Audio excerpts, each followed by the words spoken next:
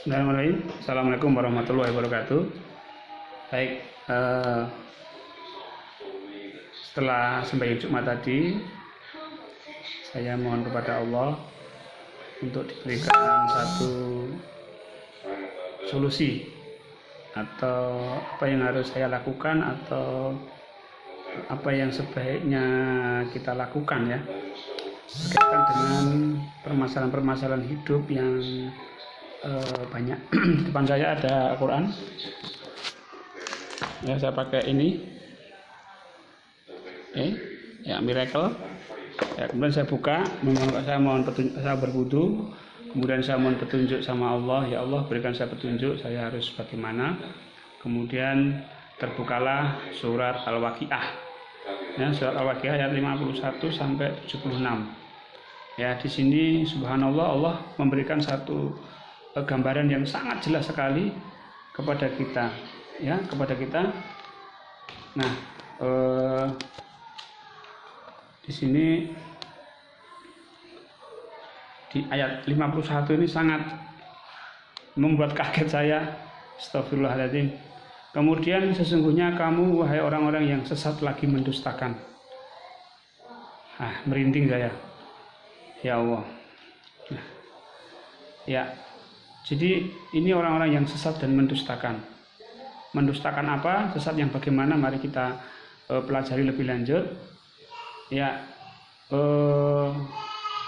memohon ya, di sini ada ayat 52, 53, 54, 55. Itu adalah ciri-ciri orang yang mendustakan. Jadi sudah dilarang tapi masih melakukan ya, pasti akan memakan pohon zakum, maka akan penuh perut dengannya.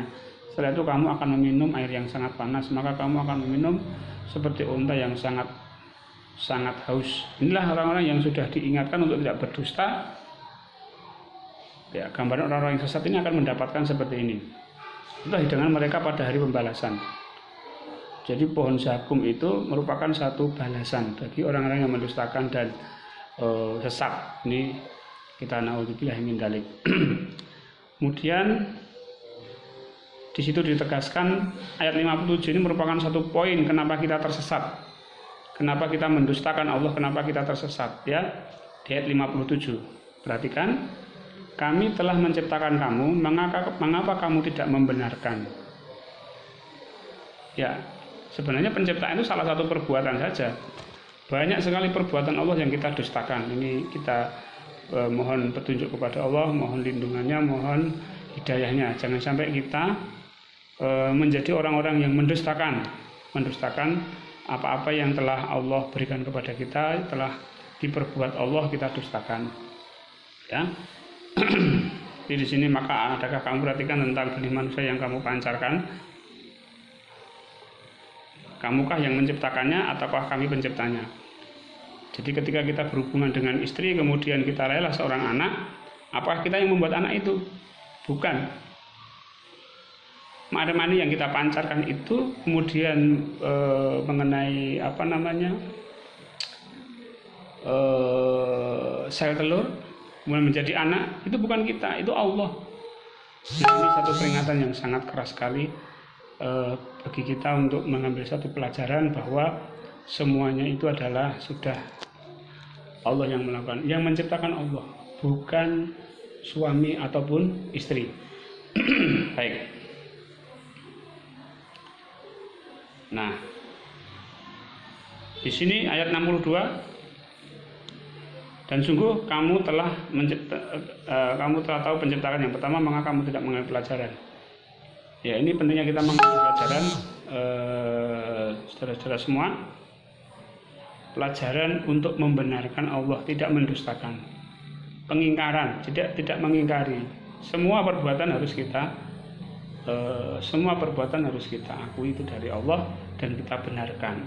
Maka di sini tadi di ayat yang 57, kami telah menciptakan kamu, mengapa kamu tidak membenarkan? Nah ini ya. Makanya semua harus kita benarkan semua, tidak hanya penciptaan aja. Apa yang diperbuat Allah sama kita harus kita benarkan. Nah, di sini terus Allah memberikan gambaran-gambaran yang sangat pasti dari mulai ayat 63 sampai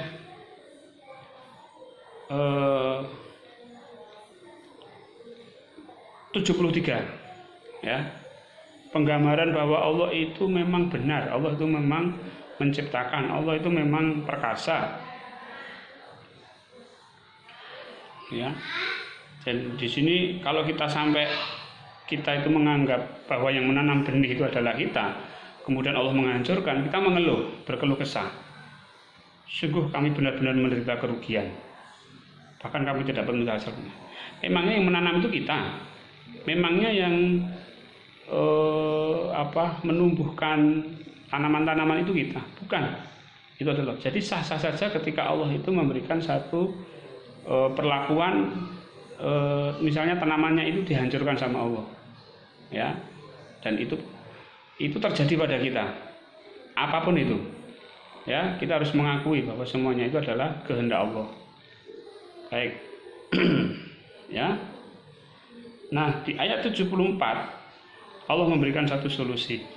Maka bertasbihlah dengan menyebut nama Tuhanmu yang maha besar. Fasabbih bismi rabbikal adzim. Ya, bertasbihlah dengan nama Tuhanmu yang maha agung. Di sini kita bertasbih itu artinya menerima, dan maha agung itu menerima keagungan Allah itu tadi, yang menumbuhkan, yang menghancurkan, yang menghasilkan, baik hasil apapun tidak hasil itu sah-sah saja, Allah itu sudah. Ya. Kita diberi masalah atau tidak diberi masalah itu hanya Allah, menghidup ini punyanya Allah. Kita ini kan tinggal menjalani saja. Ya. Baik, nah, baik di sini